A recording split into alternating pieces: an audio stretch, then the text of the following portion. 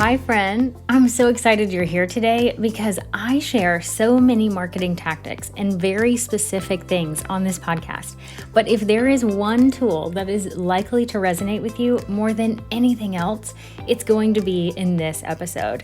And it's the idea that your energy is your most important marketing tool. In this episode, I'm talking with Veronica Thai of the Curious Monki podcast, and she shares so many nuggets of wisdom. You're going to love this episode and walk away from it with tactical things to try, but even more things to think about and digest. But before I dive into the interview, I want to welcome you to the Marketing Yoga with Confidence podcast. I'm your host, Amanda McKinney, and this is my favorite thing to do, to share marketing and business techniques with you, the sweet yoga teacher listening, so that you can grow your business and impact more of your students. This episode is brought to you by my one-on-one sessions. You can actually book 1 hour of time with me, and then I can help you work through roadblocks that are happening in your business. Veronica talks about her coach in this episode so many times, and that is what I can be for you. I can help you work through things and also call you out if you need some tough love too. So make sure that if you're hitting a roadblock of any kind in your business, that you go to marketingyogawithconfidence.com/schedule and book your time. I only have 1 day a week that's open, so it's first come, first serve, and I would love to work with you. But let's dive in and hear from Veronica. Welcome to the podcast, Veronica. Hey, Amanda, I'm so happy to be here.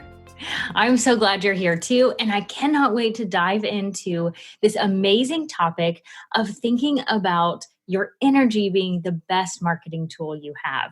But before we jump right in and get all into all the feels and all the good stuff, tell everyone who you are and what you do to serve your clients. You bet. So, hi, everyone. I'm Veronica Thai, and I do a whole variety of things, but it all makes sense. So, first and foremost, I'm a life coach. I'm a yoga teacher. I do the Desire Map, Danielle Laporte's Desire Map Facilitator workshops. And then I also have my own podcast, The Curious Monki. So even though my portfolio, let's say, spans across so many seemingly diverse little topics there, it all comes to the heart of the matter, which is to help people live lives that are meaningful and to step into the fullest version of themselves. I lived the life of not really wanting to be where I wanted and knowing that there was something more for me out there for over a decade. And now it's still unfolding. Our journeys continuously unfold. But it was that decade that seemed to be the most tumultuous internally for me. I was working at a job that I didn't like, and I knew that the corporate world wasn't for me. And yet I kept submitting to what the external world was telling me. And I always had this desire to heal, to understand why we do what we do, to understand my own suffering and my own pain and get out of that because it was not happy and not okay. It was just a crazy little monkey mind in that brain, right? And it was through that journey that has brought me into this collection of all these things that I do today. And you do them so incredibly well. I love your podcast and all of the other things. I've heard such amazing things about the Desire Map. Is it Desire Map or Desire Mapping? It's the Desire Map based on Danielle Laporte's best-selling book, The Desire Map. Right. So. It's so good. Yeah. Well, I'm a fan of hers and of course yours as well. And I've heard such great things. I hope to experience it one of these days for sure.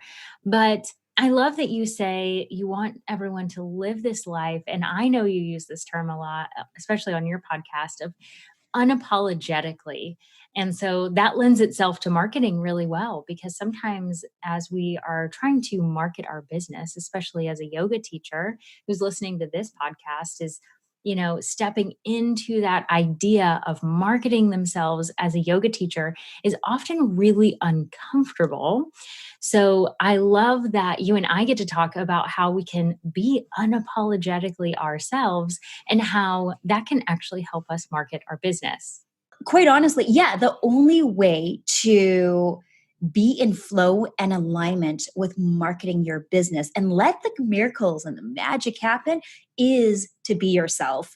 And Amanda, you were on the Curious Monkey podcast last week, and I know I mentioned this as well, but it was just so hit you in the face obvious what the message from my 2018 interviews were, because I always ask, what's the biggest lesson that you've learned along the journey, right? One of the biggest lessons. Asking for the biggest one would be a tall order, but one of the biggest lessons. And for the 2018, when I compiled all of these biggest lessons, it was like 85, 90% of what everyone was saying, and it wasn't planned or anything, was just be yourself. That's what it comes down to. We try so hard to follow someone else's process or someone else's formula. Not to say that there's no like rhyme or reason or logic behind it, but when you lead with thinking that you need to follow versus then to be yourself, there is an energetic difference, and people can feel that. Absolutely. And I like to say, because everyone comes to me, not everyone, the people that come to me are like, tell me what to do, Amanda, give me the formula. And what I like to say is, here's the baseline formula that I'm going to share with you. And then you have to figure out how to make it work for you. It's going to be different for every single yoga teacher that listens to me, that works with me, that I can tell you post 3 times on social media a week. But if that doesn't work for your business, or whatever the case is of sending emails, or however we're marketing ourselves as a yoga teacher, we have to find what works for us and how it is being unapologetically you and allowing it to fit into your life and your business. Oh my gosh, hugely so. And Amanda, honestly, when I first branched out and I started this business, I would have totally been one of those people. And I still find myself falling in that, what do we call it, like a path, trap, rut, whatever it is, from time to time, because there's this sense of but fear. There's a sense of fear that just being yourself might not be enough. So surely somebody else can tell you exactly what to do. And if you follow exactly that, regardless of if it makes you feel good or not, it should work, right? And you wouldn't have to rely on yourself and your own instincts. So behind that wall is this self-doubt, or maybe a sense of unworthiness, that you don't know enough yet. But the truth is, so I have so painstakingly and also very gratefully have learned, you're enough. You've got everything that you need. Absolutely. And what you need to focus on is what lights you up. And this one, I have to give credit to my business coach for doing this, Alex Rufus, because she spent the better part of the year trying to get this message to me, and I've finally absorbed it. It doesn't matter so much what you say, how you say it, what you do, and how you do it when it comes to marketing your business. It's the energy that you have behind it. And this was further reinforced when I did take my coaching training, because that's exactly what they echoed. You know what? If it makes you want to poke your eyeballs out with the fork, if you force yourself to go to 7 a.m. breakfast networking meetings, then don't go. Even if everyone says that the breakfast networking meetings are the best things of life, and you're not feeling it, then don't do it. Or one example that I have is, I have a client who was being pushed to go to big networking events. And she's like, that's not, I'm not feeling it, but I feel pressure to have to do it. And after looking at a variety of things, including personal preferences and her personality profile, it just made so much more sense that the networking take place in smaller groups, or even one-on-one type scenarios. And that's what works for them.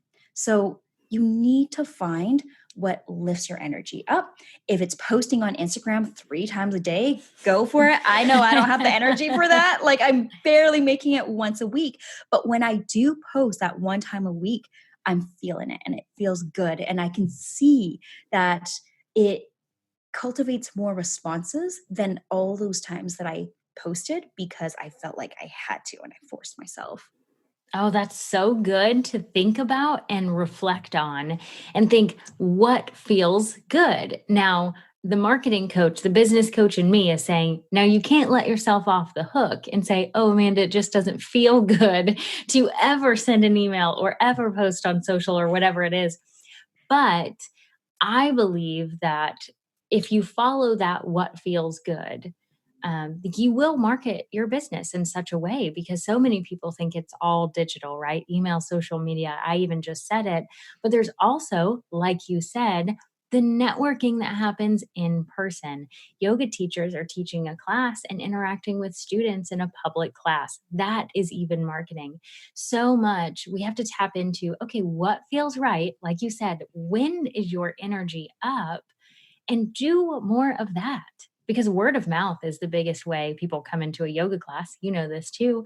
Everyone Yeah. knows it. There's not a yoga teacher I know that hasn't said word of mouth brought more people in. Yes, yes, just getting out there, letting things happen organically.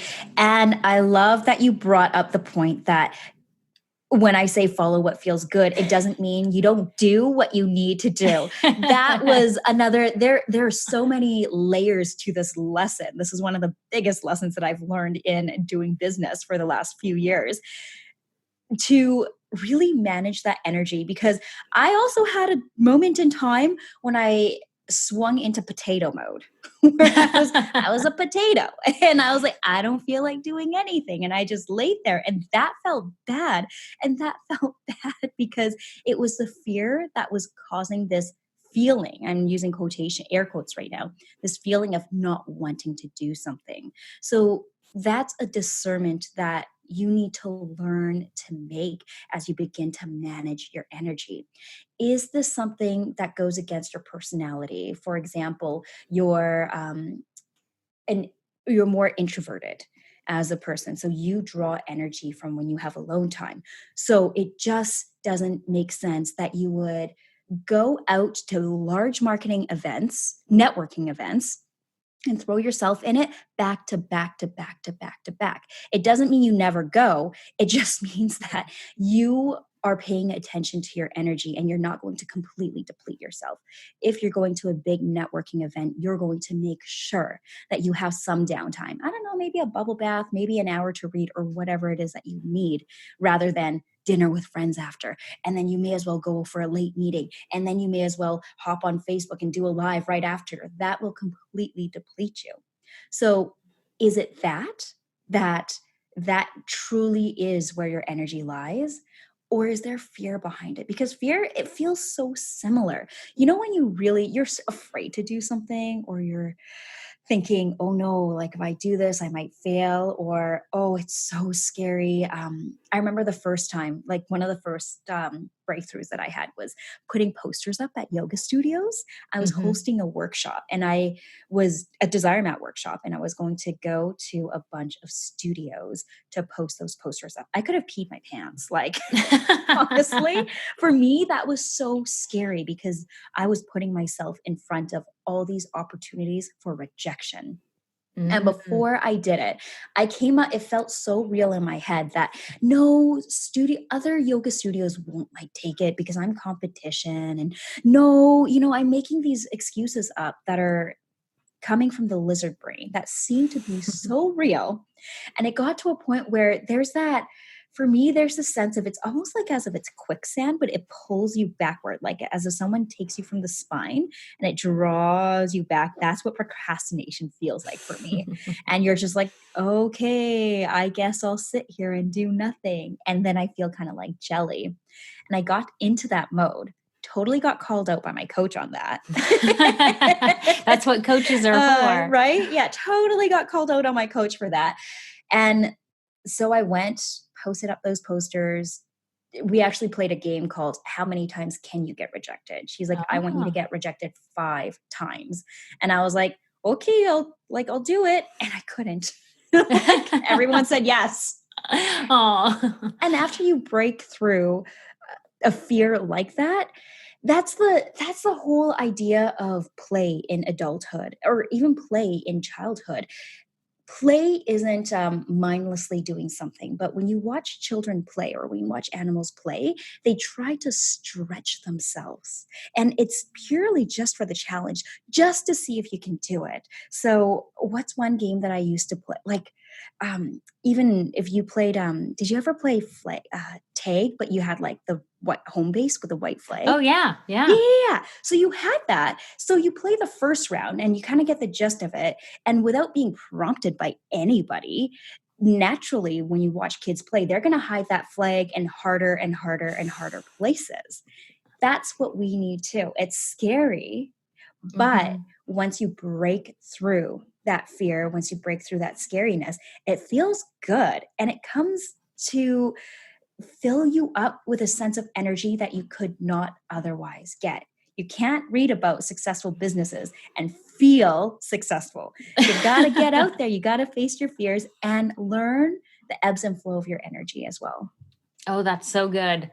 I was even visualizing the pulling back when you were describing Yes. that, and the jello and the quicksand. I love that. Oh, And I yeah. want to just bring something out and remind everyone of something that you just said that really hit home, because I like to share that tactical piece of like, okay, Yes. what can you do? And in the moment, I love the idea of asking yourself, is this real? It feels real. I don't want to ever say like the feeling of fear is not real or whatever. Like it feels real, that feeling, but is it truth? Maybe that's a better way of saying that. Like, Mm-hmm. is it true that everyone is going to reject your um yoga workshop that you want to hang up a poster about? No, Mm-hmm. that is not true. Someone will say yes to that, right? And in your experience, you literally couldn't be rejected because people said yes to you right away, but you had to push through the fear because your head said, everyone's going to reject me. Yeah. Yes, it did. It was ring the alarms and there was nothing intelligent about it. It just felt scary Right. and there was no further thought. So that actually brings up two really great tools that I'd like to share with Yes. the listeners and yourself. So in terms of discerning, because that's been also a big part of my journey, like how do you listen to your intuition? What does it feel Mhm. like? And now it's a big part of my coaching. In fact, what I'm going to share with you first and foremost is like basically the coaching that I've learned. And my coaching, I've actually learned from Martha Beck, who I love as much as all the other teachers, like Marie Forleo and Danielle Mhm. Laporte. Like I dig her so much. She's actually Oprah's life coach, Oh, and wow. she writes in O Magazine. But what I love about her is that she's all about the intuition and kind of the magic that happens when you dive deep into the layers of your own mind, of your own internal world. So, one of the big things, and this, like, my coaching preceded, or my poster experience preceded this coaching. So, Mhm. I didn't have that yet. I didn't have that yet. But if I, like if it comes up again, I know to use it. And one of the basic concepts that we learn is actually from Byron Katie's work. And do you know about Byron Katie? I do. I know the name. Yeah. I don't know a ton, but I actually first learned about Byron Katie and her work in my yoga teacher training. all I right. Yeah, back then I don't think I was ready to absorb her message because I remember Mhm. looking it up and thinking, I don't whatever. Like I don't know what this means, right? And so as I continue to develop in this internal world and self-development and self-inquiry, now it makes sense. The basic premise of Byron Katie's work is that our thoughts is what causes suffering. Mhm. So your thought, my thought of, oh my gosh, everyone's going to reject me, was causing my suffering. If everything was the same and I didn't have that thought, well, then I would have just gone out and put posters up. No problem. Right. And No got the English, yeses. no torment. Yeah, easy peasy. And so one way to get yourself out of that thought, actually, that was your tactical way of questioning it. So Mhm. you challenge it and you just flip it around. Right. And that actually does something to the brain because our brain has these neural pathways that develop what fires together wires together. So Mm-hmm. our neurons start connecting to each other. And the more we think something, the more it gets reinforced. It's a myelin Right. sheath. It's almost like saran wrap, like wrapping it up together Mm. tighter and tighter and tighter and tighter the more you think it. So the more I thought, okay, I'm just going to get rejected. Like people are just going to say no. If I ask, people will say no. I was totally caught in that rut. Mm-hmm. So what you do to start breaking this wiring together is you just challenge it, flip it around, opposite. Why would it be true that people will not reject me? If Mm-hmm. I asked to put the posters up, why would it not be true? And it might sound weird. Your original logic might completely reject it. But if you just play around and just allow, why wouldn't people reject me? Well, Mm-hmm. maybe it's something that their people would be interested in. And what and it just shows that they support the community. Or Mm. why wouldn't people reject me for putting the poster up? Well, maybe it's something that they enjoy themselves and they would want to get it into their studios, which is Right. exactly what happened. The first studio I walked into, which is one of the bigger ones in the city, was so thrilled that I was doing the desire map that she asked, like, can you come into our studio to do it next? And I was like, That's awesome. oh, okay. Yes. Yeah. The answer Yeah. is yes. And I would love to Exactly. schedule that. Exactly. So the first tool is just to challenge it because it's just the wiring in your brain. Just challenge it.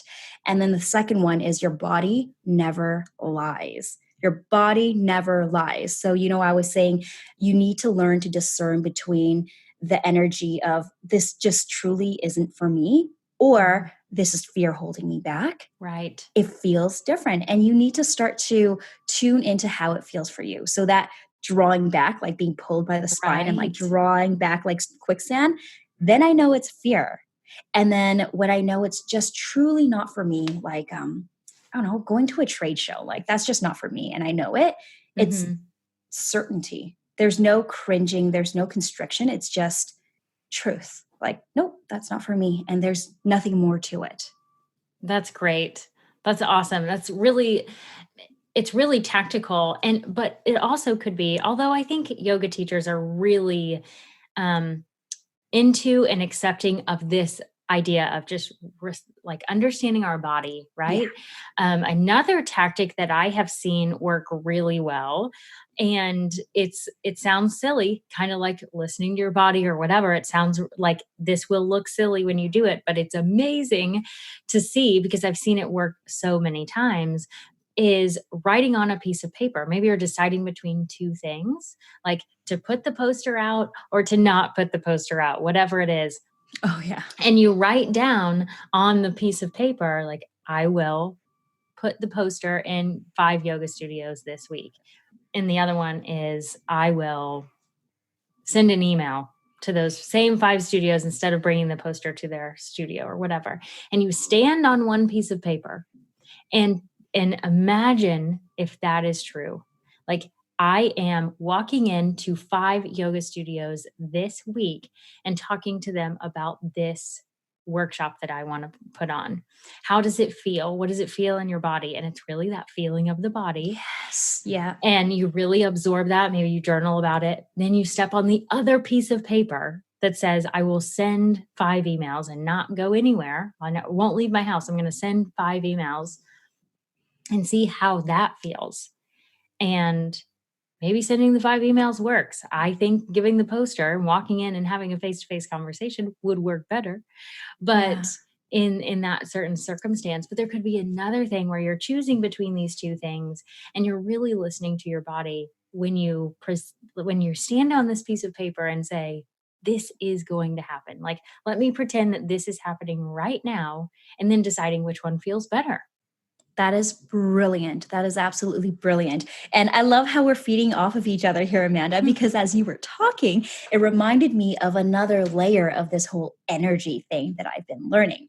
So, in yoga, when you have your practice and you get yourself into a shape that is a little more challenging, and we need to find our edge. That Mhm. edge being that space where you are pushing yourself. So you're not like sitting there all cozy and comfortable. No, you're pushing yourself, but not to the point of pain or injury. So I always tell my yoga students when I teach, like, I can't tell you where that is. And that in itself is the practice of yoga. You need to find your edge and know where that edge is. So taking that piece from yoga and coming back to this other layer of this energy, find your edge. How will it feel, even if it's scary, for you to approach 5 yoga studios to put the posters up? Like, I was gonna pee my pants scared. I remember sitting in the car for one of them and I was like, okay, I think I'm gonna cry because I'm so scared right now. It's all in my head, right? If I Right. didn't have that thought of rejection, I would have just gone in there and just did my thing, no problem.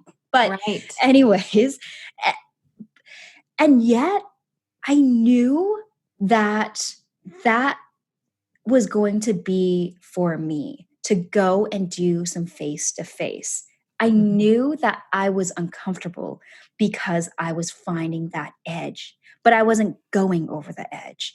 And I'm trying to think of a time where I've gone over the edge. It doesn't have anything to do with business or marketing, but I think about times when I've gone to, like, way back when I was younger and I'd gone to parties and they weren't the types of parties that I wanted to go to. Right. Like, I thought I did because everyone was, but it wasn't my thing.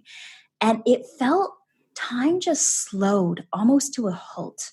And it was grueling. And that same feeling of that quicksand pulling me back. And it was just like, it felt off and it felt wrong.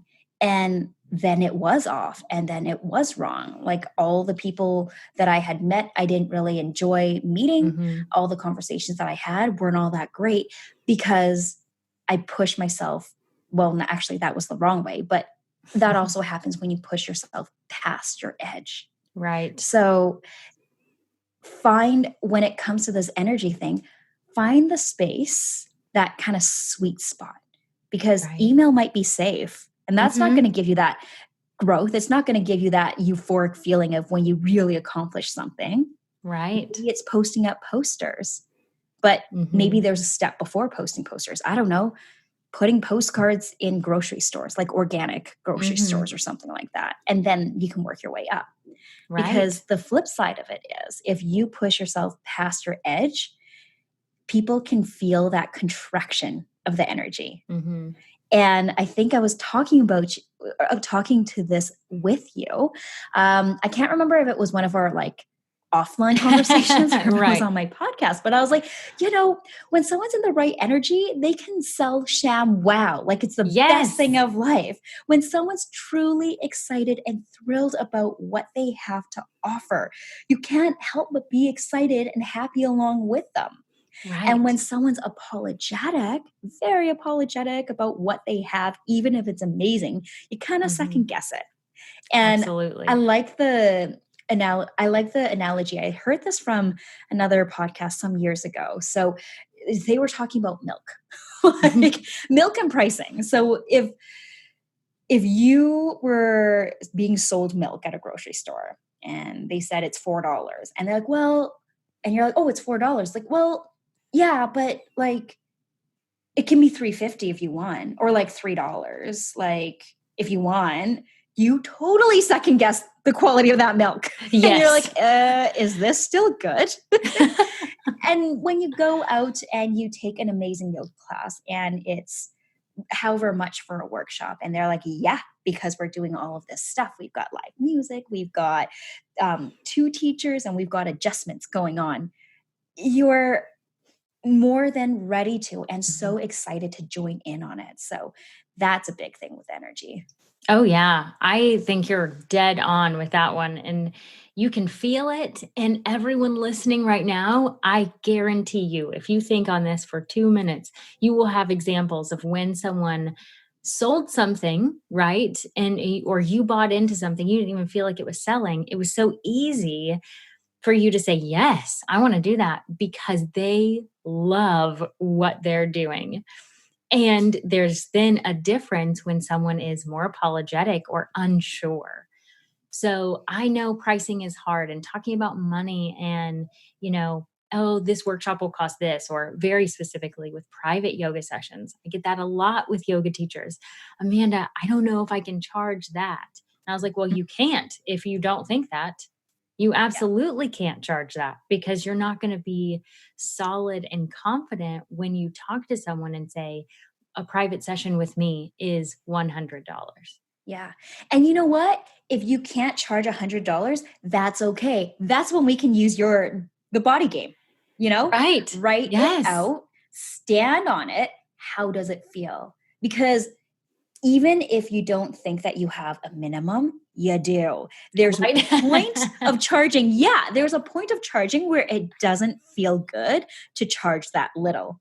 So Right. it's up to us, our own unique businesses, to decide if $20 is your minimum or maybe $150 is your minimum, and you won't Right. take anything less than that.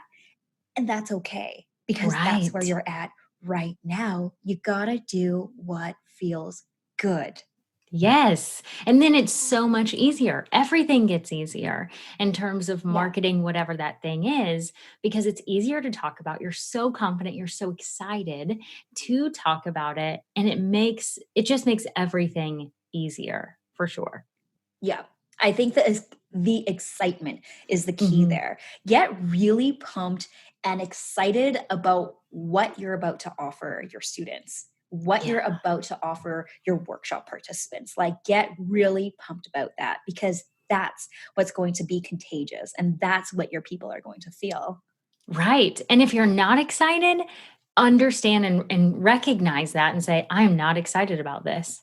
I am Yeah. not Yeah. excited about doing this thing. Maybe I need to take a step back. What do I need to do in order to be excited? And sometimes it's don't teach that anymore. So this is Yes. one thing that I talk about niching down all the time. And so often I have this conversation of what do you get excited about? What's the class that you cannot wait to teach? And what are the Yeah. classes that you don't necessarily look forward to? You don't dislike them and they're great for someone else, but what are the ones that you are or are not excited about, and tap into that excitement because then everything is good. You're doing the thing that you love to do more often. Yes. And I don't want to digress too far from this topic of energy, but right when you were talking about niching down, because I know you're all about niching down. And I was listening to, I don't remember which episode of yours, it was probably 17, the one where you're talking about, well, basically how to find your niche. Look at you. You know I episode know. numbers. Good Oh my job. gosh, I know, right? But what that really reminded me of, I got to give a shout out to Amanda King Smith of Mhm. MBOM, who's so incredible. And she Yes. was in one of the earlier episodes of Curious Monki, so episode 28, where we talked about mastering the business of yoga.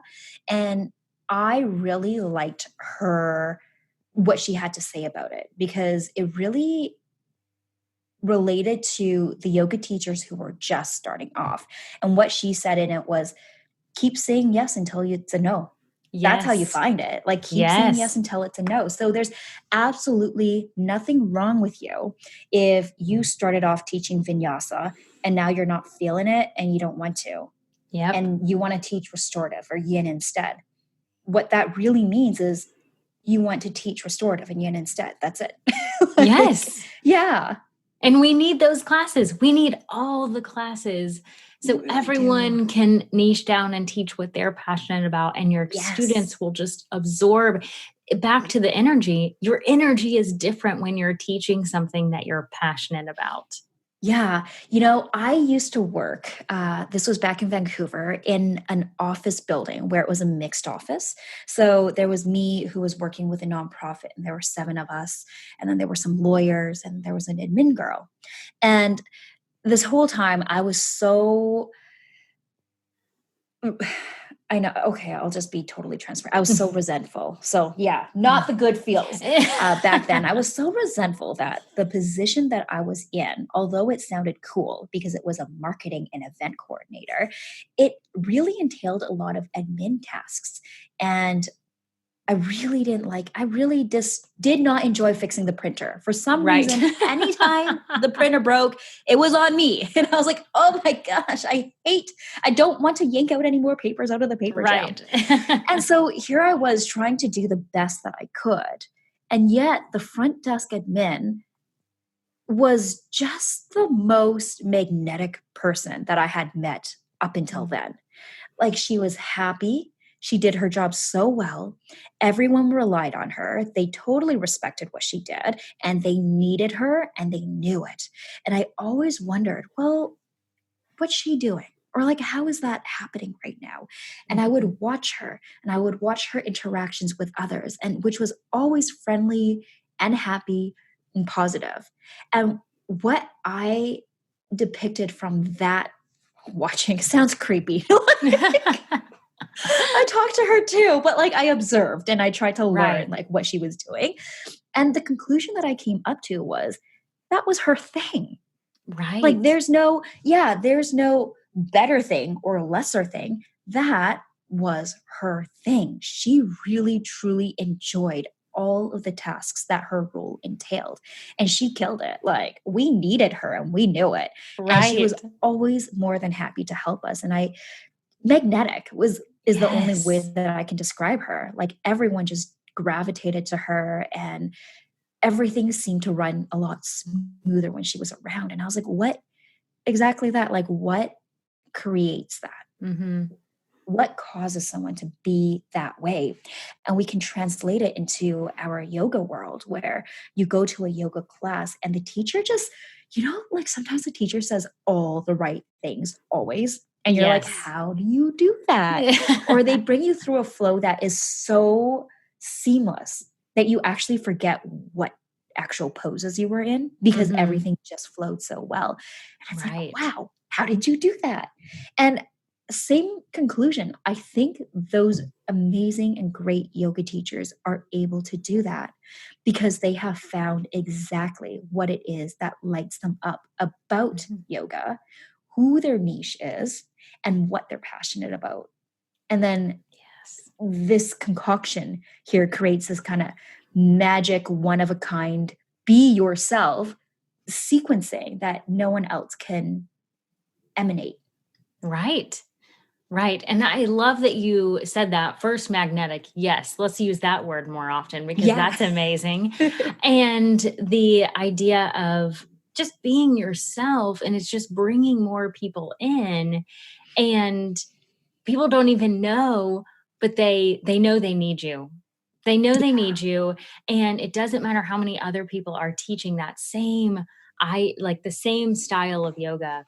You can do it differently that no one else can do. And so important to tap into that because there's a lot of yoga teachers out there, and I love it. I love that there are so many yoga teachers out there. And when we start to fall into that comparison trap of, oh, but she's doing it already. Oh, I don't know if I can do it as good as she can, or she's already doing it, so I don't even need to try. But it's no one can do it just like you. There's no other you in this world.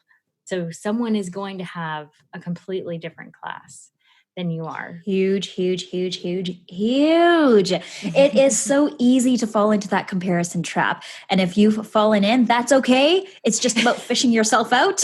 Yes. I actually just did a podcast on this one, and I'll share it with your listeners here because there's a picture that I keep on my phone that helps remind me to stay in my own lane. So the picture is of two people in my I'm going to keep it how I did it in my podcast, because in the actual picture, it's two guys. And I'm like, no, let's change them to girls. and also, I'm going to give them names. So the person on the left is Helena, and the person on the right is Iris. And they're both digging, seemingly, for diamonds in their own little holes. So Helena digs like a couple inches, and she gets her own little diamond. And she's so happy as a clam, whistles off and goes and does whatever she does. And Iris, who's also been digging, but on the right-hand side, hasn't found anything yet. And so she looks over at Helena's lane and like starts to second guess herself, like where she's chosen to dig. And so what you see in the next kind of photo is that Helena hops over, or Iris hops over to Helena's lane on the left-hand side and starts digging there. So what Iris doesn't see, but we can, as the people looking at the picture, is that like not even a foot deeper is a diamond 5 times bigger than what Helena had found. And that reminds me every single time that I start to compare and despair, like, why aren't I there yet? Why do they have that many followers? Why do they have that many people in their class? Why are they teaching 10 classes and I only have like 5? Stay in your lane. Yes. That's not for you. Like what they have is fantastic and it should be celebrated, but you can't honestly and truly celebrate with that person if you're looking over at the other side feeling bad about yourself. And also, that's for them. That's not for you. You've got something else coming for you. So you just keep going and you keep following that energy and you keep using the compass of what excites you. So keep following that. And it leads you to places that I honestly think you could never have imagined. Like, I know your story, Amanda, where you did this marketing stuff for big corporations, but you followed what excited you and look what you have now. Like, could you even have guessed that 5 years ago, you know? No, not at all. Can't guess it.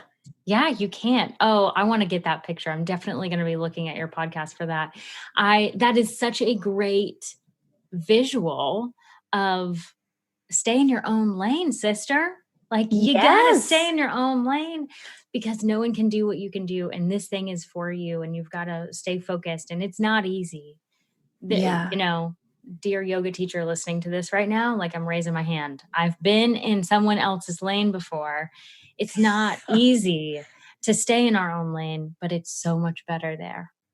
It is way more better because the gifts that you're going to uncover were especially meant for you. So, and then it brings you to places that you couldn't have imagined. Yeah. Exactly. And you and I have talked about this before and this idea of we try to control things. And this, I'm raising my hand big time. Like my hand is both fully, hands. Yes. I want all the control of all the things. And I think a lot of us that, you know, are entrepreneurs in this world, which yoga teacher listening, you are one, you are a business owner, you are an entrepreneur. And a lot of us enjoy that control. So we have to try and let go a little bit, which is incredibly difficult in my opinion, but it's something that we have to think about. And, you know, I think that it helps if we can stay in our own lane. That helps that a lot more because we can control a little bit more if we stay in our own lane, but we can't control what's happening in the lane over here, over on the next lane, you know? Yeah. And when it comes to this mindset piece, I think us yoga teachers, we've got a leg up because that is in itself the practice of yoga, the practice of surrender and letting go. And I've recently been reading I hope I say it right, but it's the Tao Te Ching. Tao Te Ching. So it's the kind of like the scripture of the Tao, and that's written by Lao Tzu. And it's kind of like the Yoga Sutras of Patanjali, except this was from Lao Tzu in Chinese times. And I literally read this morning, Amanda. So I think it's so relevant. And the third Tao is, if he acts without action, order will prevail. So it comes back to that letting go and that non-doing. If he acts without action, order will prevail because life is guiding you and life is taking you where you need to be. Your job is to stay open and do the work that feels open, even if you've got to force yourself sometimes, like for those emails, right? But you know what feels closed. Closed is when you hop over into someone else's lane. It doesn't feel right.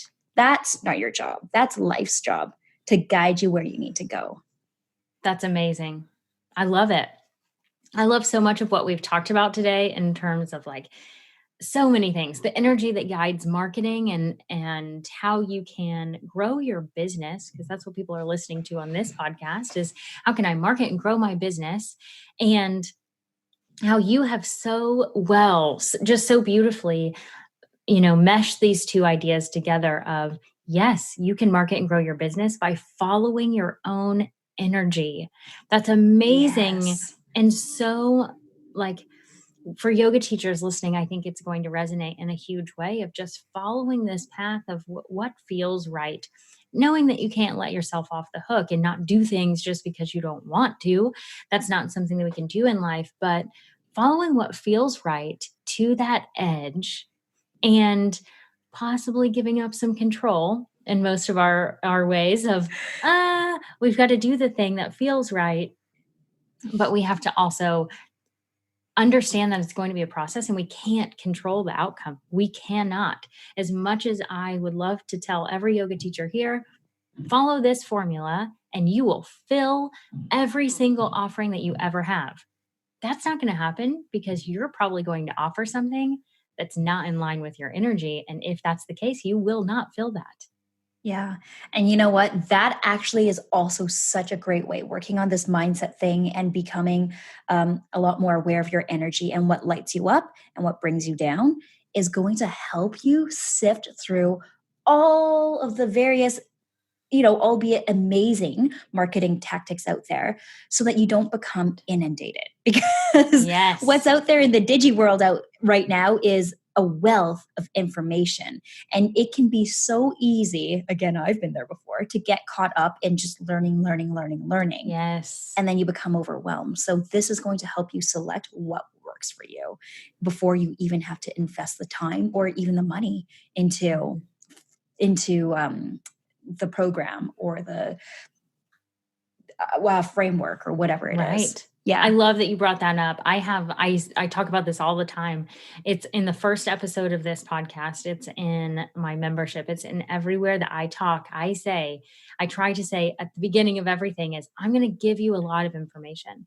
On this podcast, I'm going to talk about all the marketing tactics I possibly can, but I don't want you to do all of them. I want you to Yeah. pick one or two, focus on that and do that to where it feels really, really good to you and build your business. I cover everything because different things are going to work for different people. So some might want a YouTube channel. Other people don't want anything to do with a YouTube channel, but I need to cover it. So for everyone listening, it's like, don't try to do it all. That's going to be a nightmare for you. Yeah. Play the body game. That's how you choose. Yes. Yeah. Yes. You stand on that piece of paper and there's one more story that I would love for you to just wrap up in a short little snippet because it's something that you and I talked about. And I think it's so, so, so powerful. So I want you to be able to talk about it. And so I'll give you the little snippet of it was basically you had a workshop that you were trying to market and you used the phrase you had a short amount of time that you had left before registration closed and your business coach said something that is so impactful. And so do you want to tell the story? Yeah, absolutely. So seriously, so much credit goes out to Alex right now because she's really helped me through some of these mindset blocks that I've had along the way, which in the time of feels so real, right? Like, oh my gosh, it literally can happen. And that actually, I'll tie it back to this whole control thing. That's actually where that came from as well. So I was holding a Desire Map workshop, and it was 10 days before the workshop was going to happen. And I was freaking out a little bit because I was like, oh my goodness, it's 10 days. Like, no one's really signed up. I have one person signed up. Holy cow. Like, what does this mean? And oh my goodness, should I just not run it? And it was literally what was going through my mind. Like, should I just not run it? Because at yoga studios and at yoga studios, you kind of have to call it quits at one point, right? If you don't get the fill. But this wasn't at a yoga studio. This was my own thing. So I had all the power to say yes or no to running it. And so my coach had said, okay, well, look at how you're looking at it. Do you only have 10 days or are there still 10 whole days? And in that 10 days, it so can happen that people sign up and that you're going to have a full class.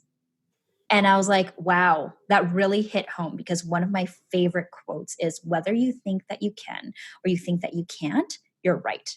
truly, you manifest whatever it is that you think is going to happen. Whether you truly believe in manifestation on a universal level or manifestation in terms of your subconscious mind looking for what you're telling it to look for, right? And I was like, well, I choose the latter because the latter is a lot more fun Yes. and a lot less stress to think that within 10 days, yeah, I've got 10 whole days left. People still have time to sign up. And who knows what can happen? 2 days before the event, I think it was 12, something like 12 more people signed up. And on the day of the event, one more person signed up to make a total class of 15. Like, what? That's amazing. Like, seriously, what? And that was so incredible. What it really showed me was this idea of, or not idea, this concept of energy. What you're putting out there, what you're bringing to the table is what's coming back to you. So yes, the traditional methods can work, but if I kept with the traditional line of thought at the 10-day mark, I wouldn't have done a workshop. So I decided to follow what opened me up, and I just kept opening myself up like, yes, it can happen. Okay, yeah, it totally can happen. And then it did. And that was incredible. So the thing to talk about with control here is sometimes we want to control our outcomes so it wouldn't hurt so bad if you fail, right? That was, if I'm honest and transparent, that was probably what was behind my thinking of maybe I should cancel, because then it means that I didn't fail per se. I still had control of if it was running or not. It wasn't totally left up to how many participants signed up. So there was a sense of vulnerability to leave it up and out until the day of. Right. That is such a powerful story. And thank you for sharing it. It's so incredible because we have all been there and we have all been on both sides of that. I don't know many people, many yoga teachers who I've worked with that haven't had two versions of that story. I stopped, and I gave up, meaning whatever. I had to because the deadline had come up and I didn't sell it, or I stopped it and completely stopped marketing because I was nervous that no one was signing up. And the other version of the story is I kept going and it worked. Or, I'm not saying it works every time, but I can say that we've got the energy going of like, I've got 10 whole days versus I only have 10 days. That's huge, by the way. So just rephrasing the words we use, but also here's the marketing side. People sign up on the last day of things. Like there's a sense of urgency that happens from a marketing perspective. So don't ever give up. Like I don't let people off the hook. If you're in my membership, all the members right now are listening and saying, yep, she's right, because she says this all the time. I say, don't you dare give up right now. Don't you dare, because this is when I want you to market yourself and really push forward if you believe it. Now, there are times you followed something that wasn't really your path, and okay, maybe you need to let it go. But if you felt it, if you felt that passion for that workshop or that whatever, then I want you to think 10 whole days, not only 10 days. Exactly. And you know what? I'd like to say if it doesn't work, because it's not guaranteed, right? Right. If you keep opening up and you keep that energy up and it doesn't work, well, what does that mean? Now that I'm a little bit wiser, I get to say it means what you think whatever you want it to mean. Right. Truly, it means that it can mean that you failed, or it can mean that thank goodness, because now you got that first step of all that marketing stuff done. The next time you do this again, smooth sailing, at least for the parts that you had to figure out for the very first time. For everything else, like, what does it mean? It's what you make it mean. Right. It's so true. And I truly believe that we only fail if we don't learn. So, on paper, I have failed a ton of times, but I don't say that because I learned every single time. I will only fail if I don't learn something or if I completely give up, knowing good and well I could have kept going. Yeah. So for me, now And that means I have not sold out programs. I have not signed up people on my email list. I have not Mhm. sold a coaching package. All the things I have not succeeded in a lot of things, but I have learned every step of the way because I'm determined to take that and learn from each and every lesson. And I know the yoga teachers listening are the same way because that's who I call in to listen and learn from the lessons that I've learned along the way. Yeah. And the ultimate truth of everything is that if you want it and it's a heartfelt desire, it's yours. Oh, It's that's so yours. good. Yeah. You're going to get it one way or another. And maybe you fiddle around with how you're going to get it, but it's already yours. So, That is an amazing line to wrap all yeah. this up for sure. Yeah. Thank you so much for being here today and for sharing about how energy is your best marketing tool. I loved this conversation. I could keep going forever, I think, but I want everyone to be able to find you. So I'll make sure to have all the links in the show notes. But if someone wants to learn more about you, where can they find you? You bet. They can check out my website, veronicathai.com, and Thai is Thai, like Thailand, or they can follow me. I live on Instagram. So my handle is at Curious Monki, and it's Monki. Of course, if you want to reach out to me directly, you can always email me at hello@curiousmonkey.com. And I am happy to entertain all questions that you have. You are wonderful. Well, thank you again for being here today. Yeah, thank you so much. It was such a great conversation with you, Amanda.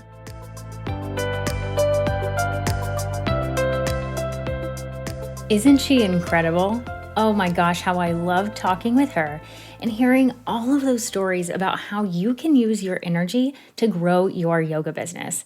And I don't know about you, but I'm fired up to do more of what I love and tap into that positive, confident energy. So, your next step is to identify just one thing that you've been trying to make a decision on. And I want you to use the advice that Veronica talked about and let your body tell you what it wants. I want you to carve out some time today, right now, and ask yourself what you want to do. What just popped into your mind as I said that? Do you want to host a specialty workshop in your local community? Do you want to start a YouTube channel? Do you really want to cut a few classes from your schedule to make more space for your family? What is something that you have been thinking about doing or making a move on? Once you have that in mind, I want you to ask your body and see what happens. And then do the work. I want you to host the workshop or start the channel or cut the classes from your schedule. Whatever it is, I want you to take that next step. And until next time, give yourself permission to follow your energy while you're marketing your yoga and grace along the way. Talk to you soon.